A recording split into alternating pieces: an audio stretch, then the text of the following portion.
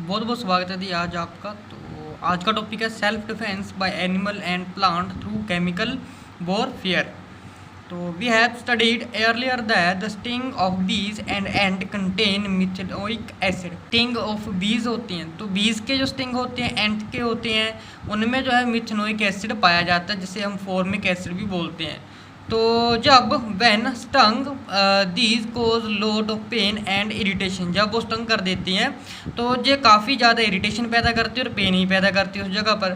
The cure is in rubbing the affected area with pinch of baking soda. वो वाला जहाँ पर बीज वगैरह ने काटा हुआ होता है, ठीक है, तो वहाँ पर हम जो है क्या कर देते हैं कि बेकिंग सोडा लगा देते हैं। तो सोडा हाइड्रोजन कार्बोनेट यानी NaHCO3 जो प्रेजेंट होता है वो न्यूट्रलाइज कर देता है एसिड को, जो कि इंजेक्ट हुआ होता है बॉडी में, ठीक है, स्टिंग के द्वारा।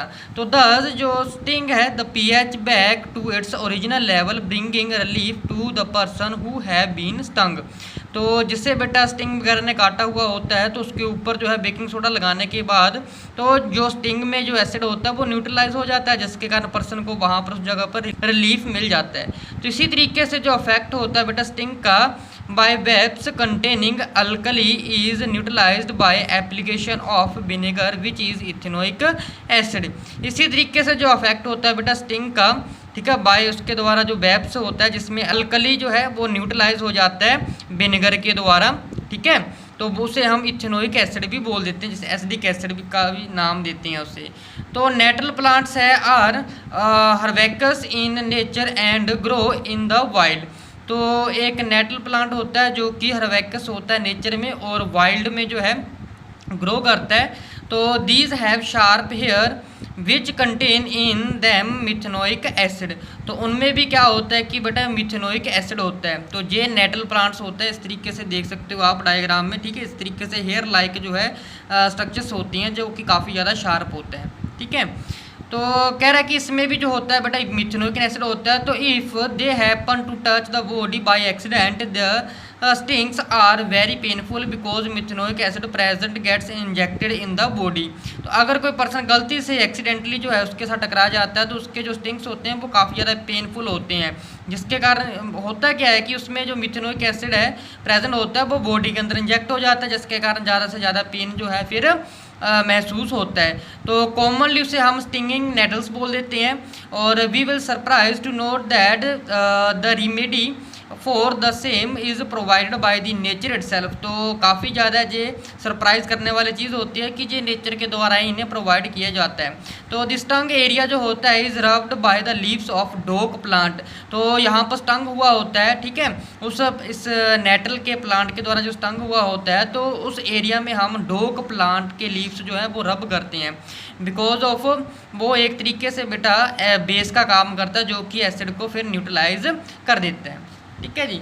तो इसके अकॉर्डिंग कुछ बेटा ये क्वेश्चंस दे रखे हैं, जैसे कि first aid manual suggest that vinegar should be use to treat wasp's sting and baking soda for the sting. क्यों होता है? Number 1, what does this information tell you about the chemical nature of wasp's sting? If there are no baking soda in the house, what other household substance could you use to treat bee sting?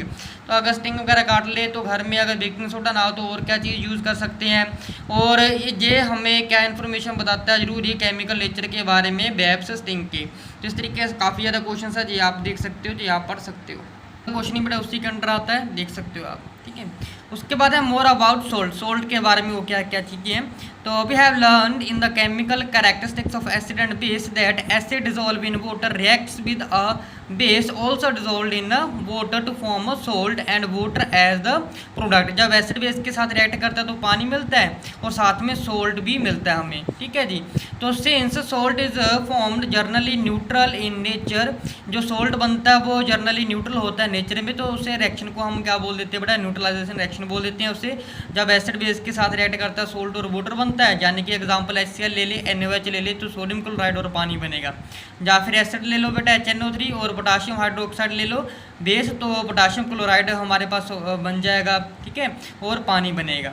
तो कह रहा है कि जो salt है वो basically ionic compound होता है जो कि पॉजिटिवली चार्ज आयन से बनता है and negatively charge ion. Full state में जो आयन्स होते हैं जो एक दूसरे के साथ बेटा हेल्ड होते हैं एक इलेक्ट्रोस्टैटिक फोर्स ऑफ अट्रैक्शन के साथ। तो when salt is dissolve in the water the ion radially get separated. तो जब ये सोल्ट जो होते हैं पानी में डिजोल्व हो जाते हैं तो सेपरेट हो जाते हैं एक दूसरे से। जैसे कि NaNO3 है, अगर हम इसे पानी में डिजोल्व करेंगे तो Na और NO3 नेगेटिव आयन अलग अलग हो जाएंगे। NaCl है तो बेटा Na पॉजिटिव और Cl नेगेटिव आयन अलग हो जाएंगे। Na2 और CO3 है तो JV Na पॉजिटिव और CO3 नेगेटिव अलग अलग हो जाएंगे। तो क्लासिफिकेशन है बेटा सोल्ट की, तो क्वेश्चन किया जाता है केमिकल फॉर्मूला के बेस्ड के ऊपर। जैसे है नॉर्मल सोल्ट, तो a normal salt is one which does not contain any ionisable hydrogen atom और हाइड्रोक्साइल ग्रुप। तो नॉर्मल सोल्ट क्या होता है, ऐसा होता है जिसमें जो है हाइड्रोजन एटम या फिर हाइड्रोक्साइलिक जो ग्रुप्स होते हैं जो कि आयोनाइजेबल होते हैं वो कंटेन नहीं होते। इसका मतलब ये है कि it has been formed by complete neutralization of an acid and base. इसका मतलब ये होता है कि जो एसिड और बेस है उसकी कंप्लीट न्यूट्रलाइजेशन होती है, उसके बाद जाके ये चीज़ बनती है। एग्जाम्पल के तौर पे जैसे बेटा सोडियम क्लोराइड है, कैल्शियम क्लोराइड है, KCl है, ठीक है, उसके बाद NaNO3 है, K2SO4 है और हमारे पास नॉर्मल सोल्ट आ जाता है। तो सोडियम हाइड्रोक्साइड है, HCl है, रिएक्ट करवाएंगे तो नॉर्मल सोल्ट मिल जाएगा और पानी मिलेगा। ऐसे सेकंड टाइप है इसकी बेटा एसिडिक सोल्ट। तो एसिडिक सोल्ट जो है वो still contain some replaceable hydrogen atom. तो एसिड सोल्ट में जो होते हैं तो कुछ रिप्लेसेबल हाइड्रोजन एटम जो है कंटेन करते हैं। तो दिस मीन्स दैट जो न्यूट्रलाइजेशन होती है एसिड की बेस के द्वारा वो कम्प्लीटली नहीं हो पाती। जैसे कि सोडियम है बेटा हाइड्रोजन है, सोडियम हाइड्रोजन सल्फेट है NaHSO4 और सोडियम हाइड्रोजन कार्बोनेट है NaHCO3। तो जो इसकी एग्जांपल आ जाती है तो NaOH प्लस H2SO4 करेंगे तो हमें एसिड सोल्ट मिल जाएगा NaHSO4 और पानी मिलेगा। तब वो है basic salt. A basic salt still contain some replaceable hydroxylic group. तो इसमें बेसिक में क्या होता है कि हाइड्रोक्साइलिक ग्रुप जो है वो रिप्लेसेबल होता है इसमें। इसका मतलब ये होता है कि जो न्यूट्रलाइजेशन हो रही है एसिड और बेस की वो भी कंप्लीट नहीं हो रही है। एग्जाम्पल के तौर पे बेसिक लेड नाइट्रेट आ जाएगा, फॉर्मूला PbOHNO3 होता है और बेसिक लेड क्लोराइड आ जाता है PbOHCl और बेसिक कैल्शियम क्लोराइड आ जाता है CaOHCl। तो एग्जाम्पल है जैसे CaOH ट्वाइस जो सोलिड है एक्वा सोल्यूशन में HCl है तो रिएक्ट करवाएंगे तो बेसिक सोल्ट मिल जाएगा हमें CaOHCl और पानी मिल जाएगा। नेक्स्ट टाइप है बेटा हमारे पास डबल सोल्ट की। तो the salt as the name suggest are prepared by mixing two different normal salt in equimolar proportion. इसमें क्या होता है कि जैसे कि इसका नाम ही है डबल साल्ट, इसमें बेटा दो सोल्ट को मिक्स किया जाता है एक इक्विमोलर प्रोपोर्शनल में। तो जैसे कि पोटाश एलम है जिसे हम डबल सोल्ट बोल देते हैं, can be prepared from potassium sulphate और एल्यूमिनियम सल्फेट से बनता है, ठीक है। तो जैसे K2SO4 है और एल्यूमिनियम Al2SO4 थ्राइस आ जाएगा और पानी आ जाएगा इसमें तो पोटाश एलम बन जाता है हमारे पास, ठीक है। कुछ और भी एग्जांपल डबल सोल्ट की जैसे कि हमारे पास मोहर साल्ट है, फॉर्मूला क्या होता है NH4 2SO4 FeSO4 6H2O और फेरिक सोल्ट होता है NH4SO4 Fe2SO4 थ्राइस 24H2O और क्रोम एलम भी होता है K2SO4 Cr2SO4 thrice 24H2O।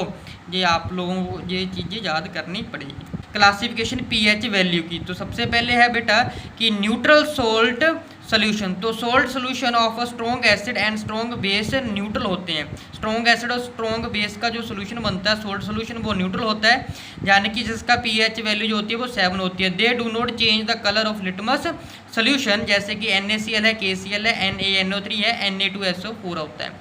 Next जो हमारी एसिड सोल्ट सोल्यूशन होता है इसमें क्या होता है कि स्ट्रॉन्ग एसिड और वीक बेस होता है, ठीक है, जिनका pH वैल्यू जो है 7 से कम होती है। तो दे change the colour blue litmus solution paper two red. तो ब्लू टू रेड चेंज हो जाता है। एग्जांपल के तौर पे NH4 ट्वाइस SO4 होता है, NH4Cl है बेटा। तो बोथ दीज सोल्ट जो होते हैं the base NH4OH is weak होगा जबकि एसिड H2SO4 और HCl वो स्ट्रॉन्ग होगा। नेक्स्ट जो है हमारे पास टाइप बेसिक सोल्ट सोल्यूशन की है। तो इसमें क्या होता है कि स्ट्रॉन्ग बेस होता है और वीक एसिड होता है, ठीक है, जिसमें जो pH वैल्यू होती है वो 7 से ज़्यादा होती है और ये लिटमस पेपर का कलर चेंज कर देते हैं रेड टू ब्लू में। एग्जांपल आ जाती है बेटा Na2CO3 K3PO4 इस तरीके से आ जाए।